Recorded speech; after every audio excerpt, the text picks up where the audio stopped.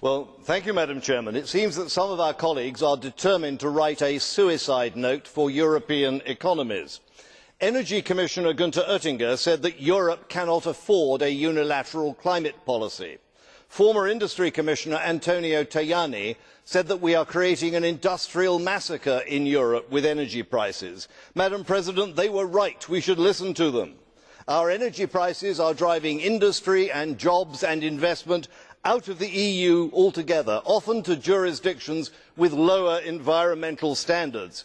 We are damaging our economies and arguably increasing global emissions at the same time. Major economies around the world will not agree to swingeing emissions cuts. We can't lead if nobody follows.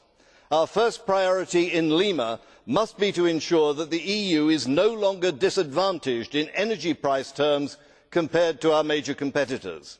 There are 1,200 new coal-fired power stations in the global pipeline.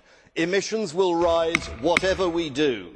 Let's not ruin our economy in a futile attempt to halt the inevitable. Mr. Helmer, thank you. There is a blue card for you by Mr. Federley. Do you accept it? Yes, Mr. Federley. I just have a question for Mr. Helmer. Have you ever looked outside your own nation and your own parliament? Because there are actually countries who are succeeding in having economical growth and a strong industry and a strong economy and still lowering the emissions from fossil fuels. In Sweden, we at the moment have more than 50% of renewables in our energy system.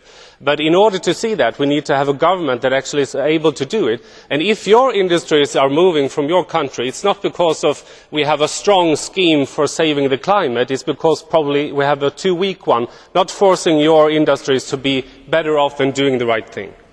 Mr. Helmer?